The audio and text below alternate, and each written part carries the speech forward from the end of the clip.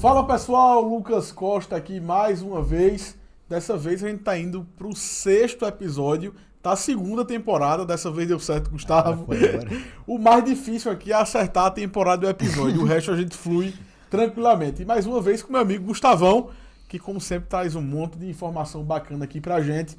E a gente tem, mais uma vez, agradecer aqui a todo mundo que tem interagido, seja nos comentários aqui do nosso podcast.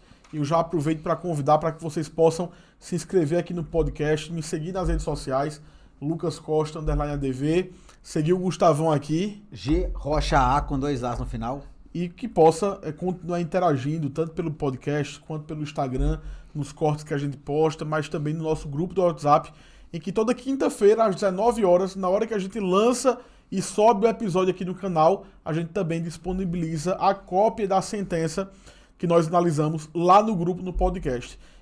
E dessa vez a gente não vai soltar uma sentença apenas. É mais um episódio em que a gente vai fazer a análise de 2 sentenças. A gente aqui nos bastidores escolhendo quais seriam as sentenças a serem analisadas, e tinham 2 casos bem interessantes, e Gustavo não deixou a gente escolher só um. Ele disse, não, vamos analisar as 2, e o que é bacana, pessoal, são 2 ações que tratam do mesmo tema, sobre a mesma temática.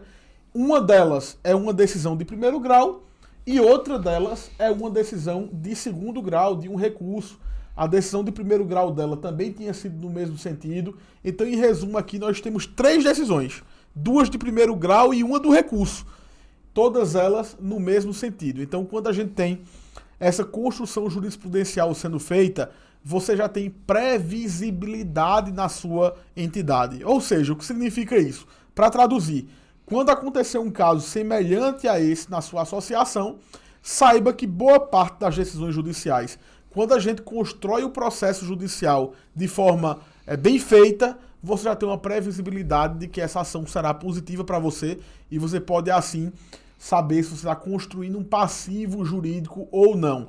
Você sabe, viu, Gustavo, que é obrigatório no mercado regulado, no mercado segurador, que a gente avalie todo o processo judicial, se ele é um processo com possível sentença negativa, com provável sentença negativa, para que a gente saiba qual é o passivo trabalhista, que a gente, desculpa, o passivo judicial que a gente está construindo, e isso é utilizado para a composição da reserva técnica da associação.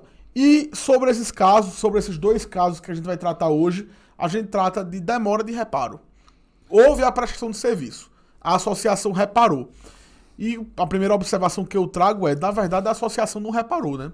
A associação não presta serviço para ninguém. A associação não é dona de reboque, ela não presta serviço de reboque. A associação não é dona de oficina, ela não presta serviço de reparo automotivo. Ela sempre precisa contratar um terceirizado para que esse terceirizado possa prestar o serviço em nome da associação. No entanto, a gente bem sabe que na hora que a associação contrata esse terceirizado, a associação responde por eventuais malfeitos, ou demora no reparo, ou erro, vício no reparo. Ela também responde junto com aquele prestador de serviço. A não ser que o associado deliberadamente escolheu aquele prestador de serviço de confiança dele. Aí a associação não figura mais nesse polo passivo, respondendo pela execução do serviço. Isso é algo, inclusive, interessante, que as associações podem estimular. Na hora de reparar o veículo, a gente já fez um orçamento, uma regulagem de evento bem feita, com a gestão segura, chegamos num custo de R$10.000, Gustavo. A associação pode oferecer esse valor para o associado, dizendo o seguinte: tem um mecânico de confiança, repare, eu vou te pagar os 10 mil e você se responsabiliza. Qualquer vício nesse reparo, a associação não vai responder. Antes de a gente entrar no processo específico, se você quiser comentar sobre isso, Gustavo, fica à vontade. Quero sim. Pessoal, vamos lá. Um caso de Alagoas, outro caso da Paraíba, mas isso é um problema a nível nacional. O tempo de reparo, o tempo da entrega do veículo. Nós vamos contextualizar as 2 ações, tem algumas observações importantes, mas a gente tem que também olhar para o mercado.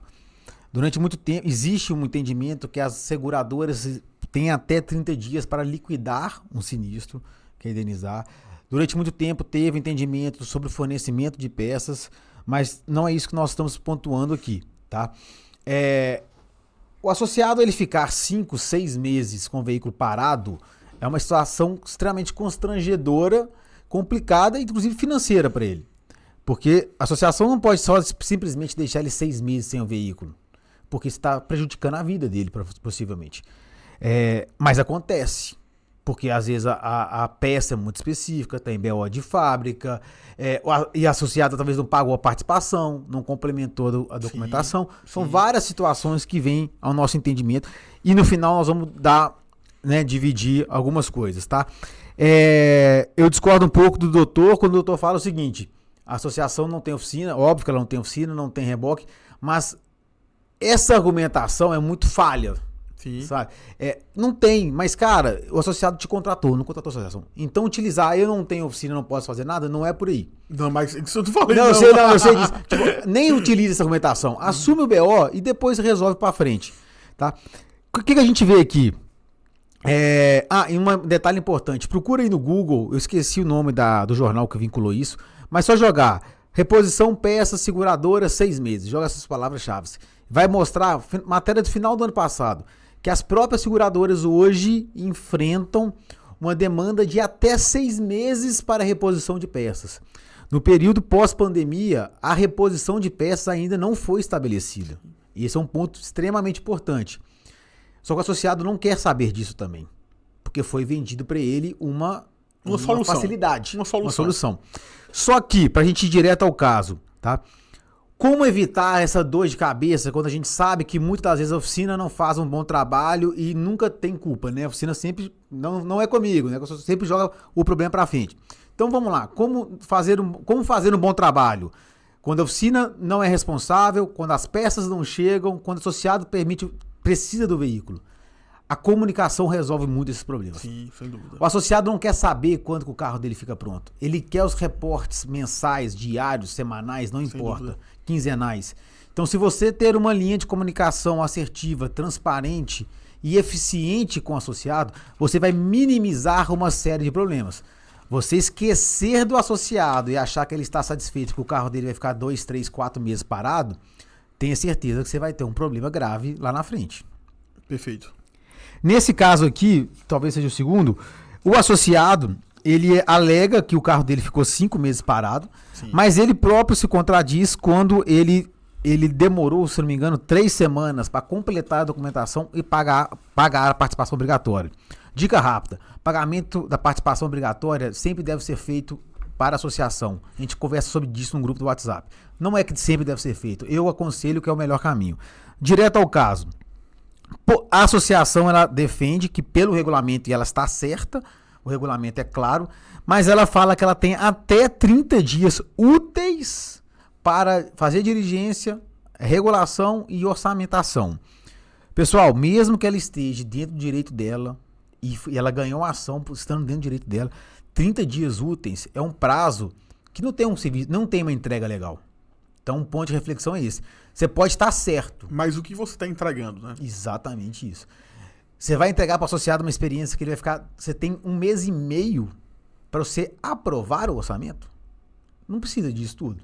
Quantas vezes o associado vai ligar nesse período, hein, Gustavo? Não. Quantas vezes? Exatamente. Claro, pessoal, tem às vezes o caminhão, o veículo pesado, que deu uma baita batida, que está no interior, que é uma reparação complexa. Claro, isso aí o próprio associado entende, né?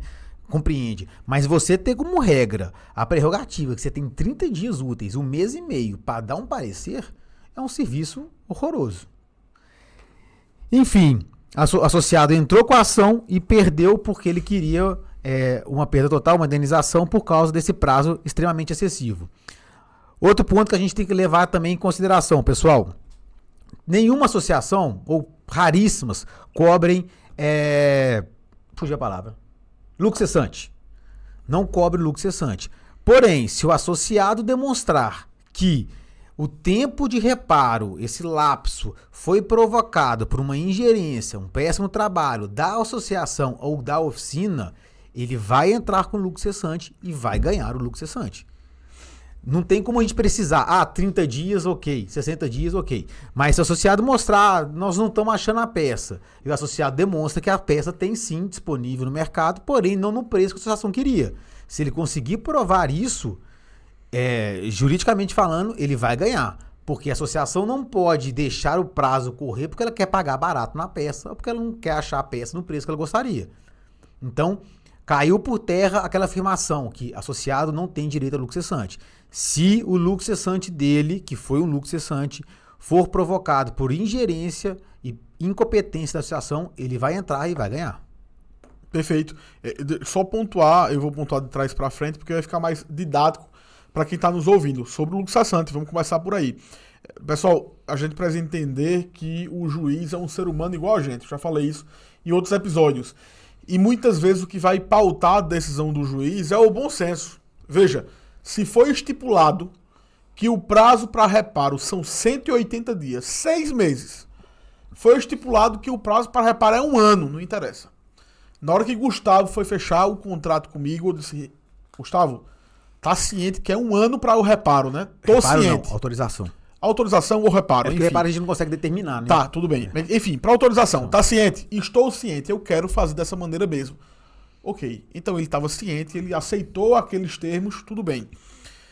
Se o associado aceitou correr o risco de ficar sem um veículo durante determinado tempo e a associação passou desse tempo, não adianta ela dizer que não paga lucros cessantes, que ela não paga danos morais, que ela não paga danos materiais, que ela não paga sentença judicial. Não importa o que está no regulamento.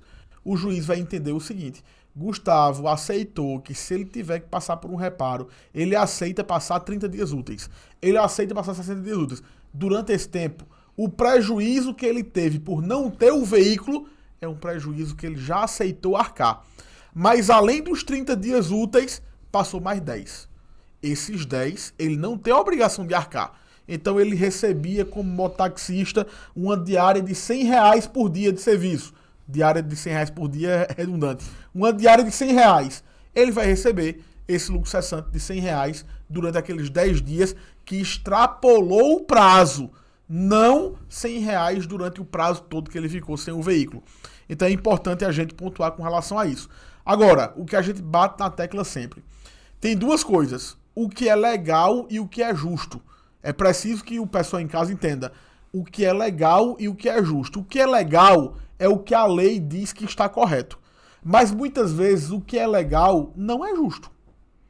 Então, sempre que a gente tiver que decidir na associação entre o que é legal e o que é justo, saiba do seguinte: quando a gente escolhe o que é justo, às vezes a gente leva uma sentença judicial que nos prejudica. E a gente fica chateado. Quando a gente decide levar em consideração o que é legal, normalmente a gente não vai ter problema. Por que eu digo isso? Em uma das sentenças, tem dizendo assim o seguinte, viu, Gustavo? Após analisar as provas colegiadas, observa-se que, malgrado a parte em que pese a parte autora sustente que a associação ré teria descumprido os prazos estabelecidos para a entrega de sua motocicleta, há nos autos provas de que a entrega ocorreu dentro do prazo previsto. E para contar prazo, qualquer pessoa conta. É só ver data de abertura, quando foi entregue, que a gente consegue decidir quem está correto ou não. E aqui diz mais. Dessa forma, considerando que o registro do sinistro só ocorreu em 2 de março e que a ré possuía prazo de 30 dias úteis para a realização de orçamentos e diligências, quando a gente estava lendo isso aqui em off, Gustavo, meu Deus do céu, 30 dias úteis, não importa para a lei, para o jurídico, se isso é justo ou não. Me importa se é legal. Tá no contrato, é legal, não é uma cláusula abusiva, mas aí, comercialmente, se a associação vai ter prejuízo, isso é uma outra seara que o jurídico não pode entrar. Eu concordo 100% quando o Gustavo disse que não é uma entrega bacana, mas não cabe a mim fazer essa análise. E aí, pessoal, mais uma vez, na 15ª sentença que a gente analisa, a gente cai onde, Gustavo? No regulamento interno. Na outra sentença que a gente tem que analisar, que trata do mesmo caso, vamos ver o que é que o juiz diz.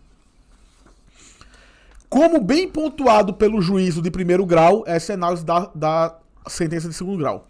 Nesse sentido, quando da contratação da respectiva proteção veicular, quando o associado foi contratar, o autor, ou seja, o associado, estava ciente das cláusulas contratualmente convencionadas e em nenhum momento foi suscitado, foi falado pelo associado sobre nulidade contratual por ausência de elemento volitivo da parte. Portanto, sendo sabedor do negócio, ou seja, tendo ciência da cláusula, impera o princípio da força obrigacional dos contratos. Em miúdos, se você sabe, assuma as consequências. Em resumo, é isso que o juiz diz. Ou seja, pessoal, o que está aqui no documento, o que está aqui no contrato, salvos as exceções das quais a gente já tratou, o que está aqui tem validade. Então, a análise jurídica ela se restringe a isso. Pessoal, e o associado ficar 30 dias esperando, é bom, é ruim? Não sou eu que discuto isso. Judicialmente, se tiver no regulamento, ajustado bem com o associado, comprovando que ele assinou, que ele viu, que ele teve ciência, que foi mostrado, a sentença judicial vai vir nesse sentido. Não é isso, Gustavo? Reparação do veículo é possivelmente a principal entrega da associação. Tem muito mais reparo do que indenização. Perfeito. Certo? Então, se você tem dificuldade na reparação, você está com um problema da entrega do seu principal trabalho. Pois é. Não adianta reclamar sobre reparação. Isso é um problema que você vai ter que enfrentar pelo resto da sua carreira profissional como proteção automotiva. A forma de minimizar isso é saiba fazer uma boa gestão de risco, uma boa aceitação de veículos. Se você quer pegar qualquer tipo de veículo, Perfeito. Você vai ter todos os tipos de problema. Perfeito. Tem veículos que são mais complicados, reposição de peça, peculiaridade, modelos que não foram muito vendidos, modelos comemorativos, Perfeito. Rio 2016, né, Olimpíadas e tudo mais. Tudo isso é difícil reposição de peça. Então, se você quer minimizar esse problema, saiba qual tipo de veículo você aceita. Maravilha. Se quiser pegar tudo, vai ter essa dor de cabeça. Ninguém tem dificuldade de comprar um farol do lado esquerdo de um Fox. Agora, comprar uma peça de um Linea, de um Veloster, aí é um pouquinho mais complicado. Cara, assim, até o Jack, por exemplo, a gente brinca muito de Maréia, mas Maréia às vezes é mais fácil repor peça do Maréia do que alguns veículos. Perfeito. Porque tem disposição. Podemos falar de vários veículos, mas vai a Peugeot, Citroën, Amarok, enfim. Se não quer esse problema, não pega o Peugeot. Perfeito. Não adianta reclamar depois que o Peugeot entrou. Sim. Perfeito. Então, pessoal, a gente tem mais alguns insights aqui importantes. O fato é que, mais uma vez, a gente desemboca dentro do regulamento interno. Existem limitações do que a gente pode tratar, obviamente, mas eu preciso frisar isso, viu, Gustavo? Quando eu digo a parte comercial não cabe a mim analisar, eu não estou dizendo que ela é irrelevante. Muito pelo contrário. Quem pode lhe tirar do mercado? O jurídico pode, um problema jurídico pode, a SUSEP pode, mas o comercial tira você do mercado. Sim. Então é importantíssimo que você leve isso em consideração. O que eu disse não é da minha seara analisar isso, mas cuidado, porque talvez você pode sair do mercado por causa de uma regra mal formulada. Vamos deixar uma provocação no grupo de WhatsApp, então? A oficina é um player importante. Se a oficina erra, como é que você cobra da oficina? Perfeito. Você tem que ter um contrato de prestação de serviço. Isso aí. Então, Maravilha. se você não tem um contrato de prestação de serviço com a oficina, você vai sumir todos os BOs. Perfeitamente. Então, isso é pra gente discutir no grupo do WhatsApp. Se quiser evitar essa dor de cabeça que a oficina faça um bom contrato com ela. Se ela não quer assinar o contrato, não mande nem trabalho para ela, não. Perfeito. Lá no grupo do WhatsApp a gente pode falar mais sobre isso, como fazer um bom contrato de prestação de serviço com a oficina. Show de bola. Cobrando Maravilha. lucro cessante, carro reserva, enfim. Tudo muita que é coisa. de direito, na verdade. Exatamente. Pessoal, próxima semana, no mesmo horário, no mesmo dia, quinta-feira, às 19 horas, Sem atraso. sem atraso, Até estaremos porque tá por gravado. aqui. Nos segue nas redes sociais, se inscreve aqui no podcast sobre sentença, se você quiser uma operação saudável, não é isso? É isso aí. Simbora! Valeu, turma.